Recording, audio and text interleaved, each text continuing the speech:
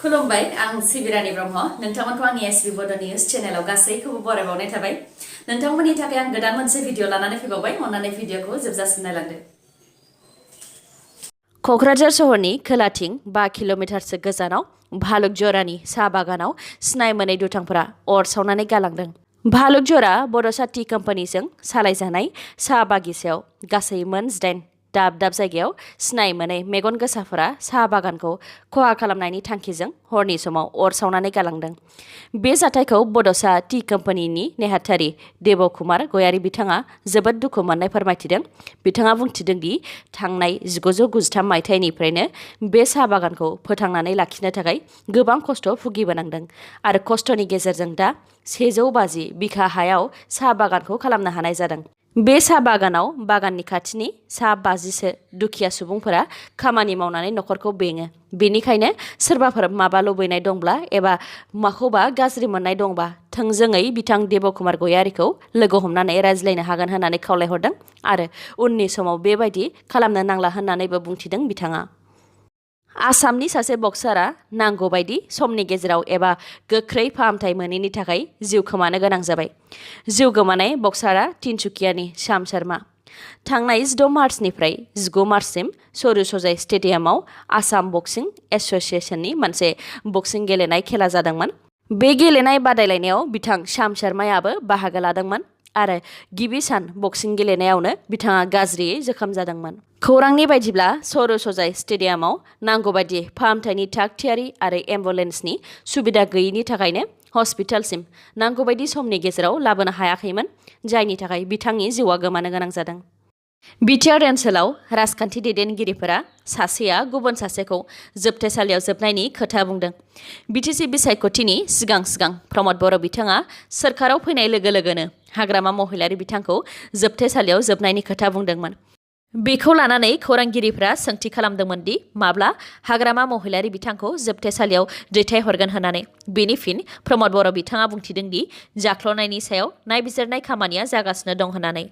जोबथेसालियाव दैथायहरनायाव गोलाव सम लानायखौ लानानैबो खौरांगिरिनि सोंनायाव बिथां प्रमद बर'आ बुंथिदों दि नायबिजिरनाया जागासिनो समासो खोन्थागोन माब्ला जोबथेसालियाव दैथायहरगोन नाथाय थारैनो दैथायहरगोन होननानैबो बुंथिदों बिथां प्रमद बर'आ गुबुन फारसेथिं हाग्रामा महिलारि बिथाङाबो प्रमद बर' बिथांखौ जाख्ल'नायनि अजद होदों आरो जोबथेसालियाव जोबथेनायनि खोथा बुंथिदों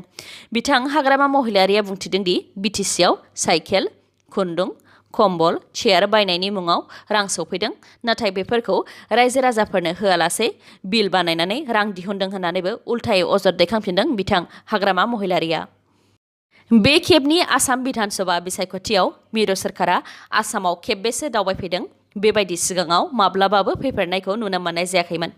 खनले आसामसिम दावबायफैदों मिरु बिजेपिनि दैदेनगिरिफोरा मैया फिन आसामाव दावबायफैदों प्राइम मिनिस्टार नरेन्द्र मदि बिथाङा आसामनि बकाखातआव एजिपिनि अतुल बरा बिथांनि जानानै बिसायख'थि फोसावदिं मेल खुंनायाव बाहागो लाफैदोंमोन मख'नो गोनांदि बिथां प्राइम मिनिस्टार नरेन्द्र मदिया थांनाय सनिबार एबा 20 मार्चआवसो आसामाव फैनानै फोसावदिं मेल खुंफैदोंमोन खौराङाव मोननाय बायदिब्ला बिथाङा 24 आरो 28 मार्चआव आरो 1 एप्रिलाव बिटिआरनि बिजनी आरो 3 एप्रिलाव तामुलपुराव फोसावदिं मेल खुंफैबावगोन बिथां प्राइम मिनिस्टारा आसामाव खनले दावबायफैनायनि अनगायैबो मिरु नखर मन्त्रि अमित शाह बिथाङाबो आसामाव दावबायफैगासिनो दङ दिनैबो अमित शाह बिथाङा अदालगुरि बियाबाव इउपिपिएलनि गबिन्द चन्द्र बसुमतारी बिथांनि जानानै फोसावदिं मेल खुंनायाव बाहागो लाफैगोन अदालगुरियाव फैनायनि अनगायैबो बिथाङा जनाय आरो माजुलियाव फोसावदिं मेल खुंनायाव बाहागो लागोन भिडिअखौ जोबजासिम नायलांदो लोगोसे नोंथाङा दासिमबो आंनि चेनेलखौ साबस्क्राइब खालामाखैबा अन्नानै साबस्क्राइब खालामदो लोगोसे बेल आइकनखौबो क्लिक खालामदो जाहाथे गोदान भिडिअ लानानै आं फैयोबा नोंथांनाव सिगांग्रो नटिफिकेसन सौहैयो बिटिआरनि बायजोआव थानाय धेमाजि जिल्लानि जुनाय बियाब आरो धेमाजि बियाबनिफ्राय बारग' एनडिएफबि रन्जन दैमारि ग्रुपनिफ्राय लानानै एनडिबिएस आरो पिनि हानजाया बिसायख'थिनि सायाव गोदान थांखि लादों थांनाय 16 अक्ट'आव गोलाव सम बारग' एनडिएफबिनि एस आरो पि हानजानि गेजेराव सावरायलायनानै मोनसे थांखिसिम सौहैनो हादों बे थांखियानो जाबाय बिजेपिनि हेंथायै गसंनाय आरो बियो मिरुनिनो थांखि होननानैबो फोरमायथिदों बिथांमोनहा बारग' एनडिएफबिनि एस आरो पिनि हानजाया खौरांगिरिफोरनि सिगाङाव बुंथिनाय बायदिब्ला बिथांमोनहा बर' हारि दानाय समाज सिबिनाय आरो फोसाबनायनि थाखाय थांनाय गोलाव समनिफ्रायनो ओनसोलारि दैदेनगिरिफोरजों थानानै खामानि मावबोदों। नाथाय NDFBनि सोद्रोमाफोरखौ लानानै बिटिआर गोरोबथा जानायनि उनाव बिथांमोनहा जेरैबायदि मान मोननांगौमोन बेबायदि मोननो हायाखै होननानै फोरमायथिदों। सान्थि सुक्ति जादोंब्लाबो गोजोनाव गैया, मानोना दासिमबो बारग' NDFBनि सासेनिबो केसा बोखार जायाखै। बारग' NDFBनि सोद्रोमाफोरा जि मोननो गोनांमोन बेखौ मोननो हायाखै आरो दासिमबो पुलिस प्रशासना न'आव नागिरहैयो होननानै बुंथिनायजों लोगोसे बेफोर गासैबो BJP सोरखारनि दैदेननायावनो जादों होननानैबो बुंथिदों। दा बे समावबो पुलिस प्रशासनजों नागिरजायोब्ला उननि समावबो नागिरजागोना रोखा होननानै बुंथिनायजों लोगोसे पुलिस प्रशासननि गोजोनै थानो होयैयावनो NLFB आफादा जोनोम जाफिनदों आरो बेबायदि असान्ति खालामबाय थायोब्ला गोबाङानो NLFB आफादाव थांफिननो हागौ। बेनिखायनो बर' हारिनि हाग्रायाव थांफिननायखौ होबथानोब्ला BJPखौ आसामनिफ्राय बोखारथारनांगोन होननानैबो बुंथिदों बिथांमोनहा। बेजों लोगोसेनो समाजाव थानानैसो समाजनि मोजां आरो जौगानायनि खामानिखौ मावनो हायो होननाय खोथाखौ बिथांमोनहाबो गनायो होननानै बुंथिनायजों लोगोसे BJP सोरखारजों गोरोबथा जानायनि उनावबो समाजाव थानाय बारग' NDFBफोरखौ पुलिस प्रशासना गोजोनै थानो होआब्ला बोरै समाजाव थानो हागोन होननानैबो सोंथि खालामफिनो बिथांमोनहा।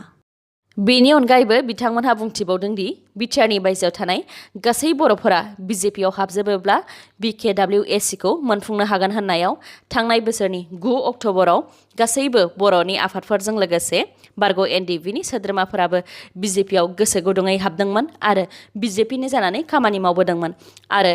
BKWSC मोनफुंनो हानायाव जोबोद गोजोननाय मोन्दोंमोन होननानैबो फोरमायथिदों बिथांमोनहा। नाथाय BJPआव हाबखांनायनि उनाव BKWSCनि गाहाय मिहिनेश्वर बसुमतारी बिथाङाबो बारग' NDFBफोरखौ जेबो गोनांथि होआखै, नांगौ समावल' बाहायदों होननानैबो फोरमायथिदों बिथांमोनहा।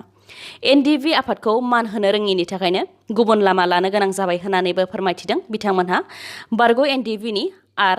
S आरो P हान्जानि सोद्रोमाफोरा बुंथिनाय बायदिब्ला BKWSCनि सा 14 सोद्रोमाखौ लानानै एग्जिकिउटिभ बडि दानायाव बारग' NDFBनिफ्राय 3 सोद्रोमा बिदोंमोन, नाथाय बेखौ होयियाव सासेल' जायखिजाया जिल्लायाव बिदोंमोन, नाथाय मोनसेबो मासि हगारनानै होयियाव दुखु मोननाय फोरमायदों बिथांमोनहा।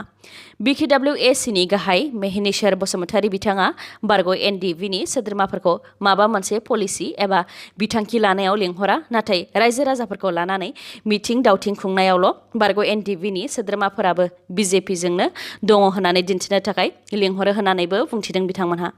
लोगोसे साननैसो सिगां मिहिनेश्वर बसुमतारी बिथाङा बारग' NDFBनि मोनब्रै हान्जायाबो BJP हान्जाजोंनो दङ होननानैबो ससियेल मिडियायाव फोसावदोंमोन। नाथाय बिथांमोनहा बुंथिनाय बायदिब्ला बारग' NDFBनि मोनब्रै हान्जाया BJPजोंनो जयैनो दंना गैया बेखौ आफादजों माब्लाबाबो सावरायाखै होननानै बुंथिदों बिथांमोनहा। बारग' NDFBफोरनि अनगायैबो गुबुन गुबुन आफादाबो बेफोरखौ बुजिदोंब्लाबो मोननो गोनांनिफ्राय थालांगोन साननानै जेबो बुंथिया, नाथाय बे समाव खुगा बेखेवनायनि सम होननानैबो बुंथिदों बिथांमोनहा। बेजों लोगोसेनो बिथांमोनहा बुंथिबावदों दि बिटिआर गोरोबथानि खामानिखौ मावफुंनोब्ला BJPजों थाथारनांगोन होननानै बुंनाय रावा राजखान्थि मुलाम्फानि थाखायसो, मानोना बिटिआर गोरोबथाया मोनसे आयेन जाखाबाय, जायखि सोरखारा फैया मानो बेखौ मावफुंखानांगोन होननानैबो फोरमायदों बिथांमोनहा। राजखान्थिजों थायोब्ला गासैबो बिथिंनिफ्राय रैखा मोननो हायो नामा? बे खोथाया साननो गोनां जानानै फैदों। COVID-19 पजिटिभ मोननाय बिजाथिखौ 24 घन्टानि उनावनो COVID-19 नेगेटिभ मोनफिनबाय।